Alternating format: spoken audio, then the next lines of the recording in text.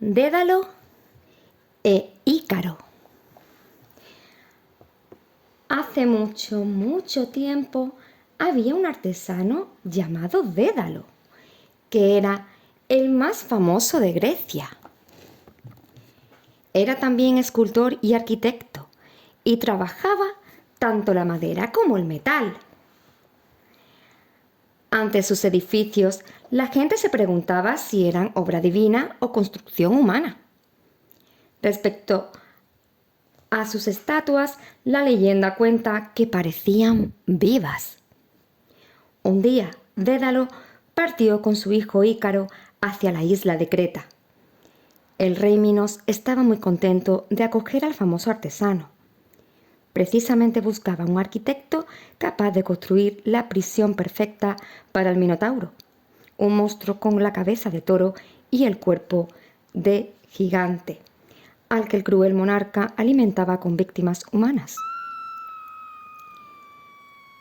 Dédalo inventó para este ser un laberinto en el que los senderos se entrecruzaban, bordeaban las esquinas, se enroscaban y desenroscaban, como un nudo de víboras. Una vez concluido el sinuoso laberinto, encerraron allí al monstruo. Y Dédalo salió el último para borrar cualquier huella que indicara el camino que debía seguirse para escapar. Minos organizó entonces una gran fiesta en honor del ingenioso inventor. Ni la gloria ni los regalos, sin embargo, consiguieron que el artesano deseara quedarse en Creta, pues añoraba su patria. Cada noche iba con su hijo Ícaro a la playa y contemplaba el horizonte. El desafortunado siempre veía el mismo paisaje, un mar desierto, las rocas y las bandadas de pájaros revoloteando sobre el agua. Empezó así a envidiar la libertad de las aves. La idea lo obsesionaba día y noche y no podía conciliar el sueño. Estudió la forma de sus alas, siguiendo atentamente con la mirada su vuelo, y elaboró un plan secreto para huir. Después de haber reunido plumas de distintas longitudes, se puso a trabajar a escondidas cosiéndolas con hilos de lino. Fijó el conjunto con cera y lo curvó delicadamente para imitar la forma de las alas. Construyó 2 grandes para él y 2 pequeñas para su hijo. Una vez concluida su tarea, observó su obra con gran satisfacción. No cabe duda de que Creta pertenece al rey, pensó, pero el cielo me pertenece a mí. Por la mañana, Dédalo despertó a Ícaro temprano. Se ató el primero las alas, las agitó y se elevó por los cielos. Después mostró a su hijo cómo valerse de las suyas igual que un pájaro enseña a volar a sus crías.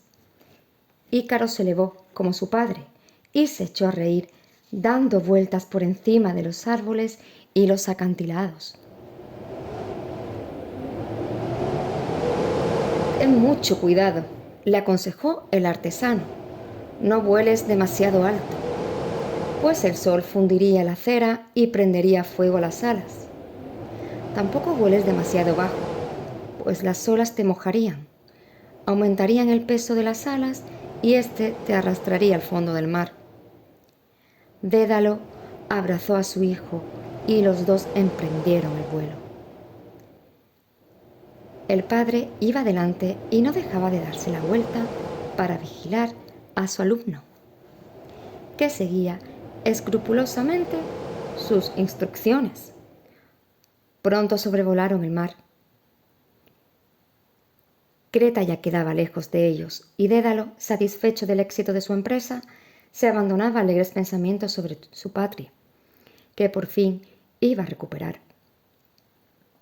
En cuanto a Ícaro, batía en el aire sus ligeras alas con placer.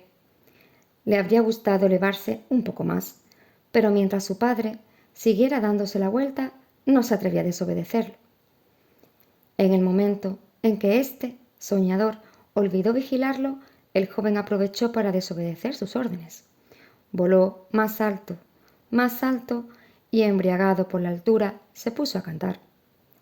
Sin embargo, durante ese tiempo, el calor del sol iba haciendo su efecto y la cera de las alas se fundía. Dos grandes gotas amarillas cayeron en el mar. Los hilos y las plumas se despegaron y dejaron pasar el aire. Ícaro batió una última vez sus brazos desnudos en el aire y cayó lanzando un grito.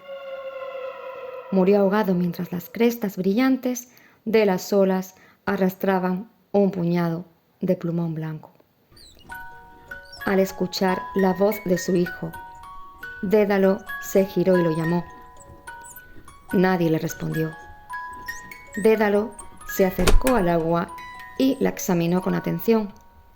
Solo distinguió unas cuantas plumas mojadas. Con el corazón roto, se posó en una isla cercana y se quitó las alas. Por la noche, el mar le llevó el cuerpo de su hijo, muerto, y lo colocó en la playa.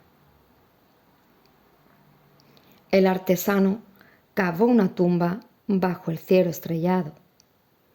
Después se volvió a poner las alas y abandonó la isla, dando la espalda a su patria. Se posó en Sicilia, donde construyó los edificios más hermosos de su vida. Sin embargo, nunca recuperó la paz ni la alegría. La isla donde enterró a su hijo se llama Icaria, en recuerdo de su trágico destino.